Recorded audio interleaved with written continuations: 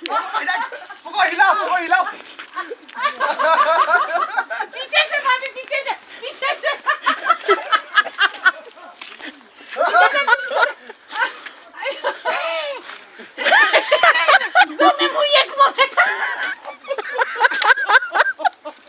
मम्मा और थोड़ा एक रेन फटा देगा पीछे निकाल देगा और एक बार फटा देगा ना तो क्या यार